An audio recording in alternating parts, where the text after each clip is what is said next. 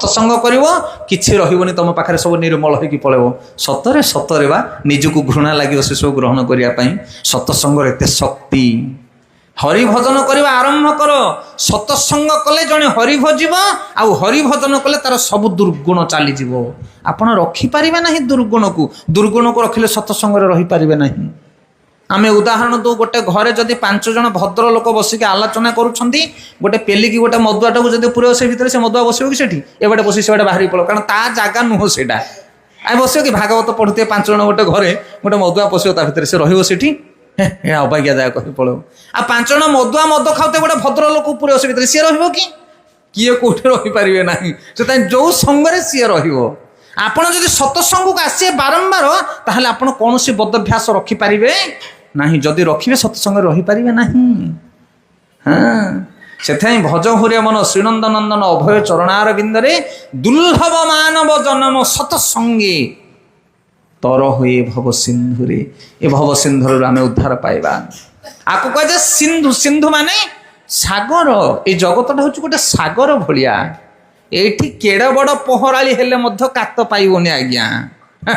सागर भितर जदि जन को नहीं पकेदबा तमे मंत्री हुओ एमएलए हुओ बलशाली हुओ गुंडा हुओ पॉलिटिशियन हुओ ड्राइवर हुओ कौन टैलेंट थाउ तुम पाखरे सेठी कौन टावर पाइबनी परा सेठी सागर मझरे तुम पकेदेले तुम कौन करिवो किछि काम करन सेते बहुत बड़ बड़ लोक माने आत्महत्या करिक मरुछंदी बहुत बड़ बड़ घर मानकर झगड़ा कहिले न सरे कोर्ट बाट बेस चलछि सब किछि बुझि परछंदी एई जगत रे समस्त सागर भितरे हाबु डुबु खाउछंती आउ ये भवसागर भितर उद्धार पाए हेले आपन को हरि भजन करिया को पड़िवो जी हरि भजिवो से सागर उद्धार पाई जिवो ताकू किछि बाधिबनी। आचार्य माने कहउचंदी जेमिति पद्म पत्र ऊपर पानी रहिले पानी ठल ठल होथबो पत्र को छुइबो नाही सेमिति जो माने हरि भजन करंती से माने जगत भितर एमिति बंचंती जेते दुख जेते संताप जेते पॉलिटिक्स जेते जहा हो किंतु तुमको छुई पारिबो नाही। कौरव पांडव मान भितर कि कंदल लगिला कि भयंकर परिस्थिति इतिहास रे एमती नथिबो भरी सभा मध्यरे द्रौपदी की विवसन करने ठार आरंभ करी जौ घरे निया लगेबार प्लान ठू आरंभ करी भीम को विषलड़ू कौन कौन कर दिया गला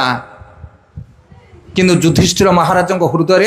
कौन प्रकार विषम विषक्त हो पारि नथिला से जेमिति सेमिति थिले कौन समय रे भी युधिष्ठिर महाराज केबे हेले व्यतिक्रम होई नथिले से तांकर स्थिति रे सर्वदा स्थिर थिले। जो माने धर्म को धारण करंती जो माने हरिं की भजन करंती ए जगतर कौन शक्ति नहीं जे तांको दोह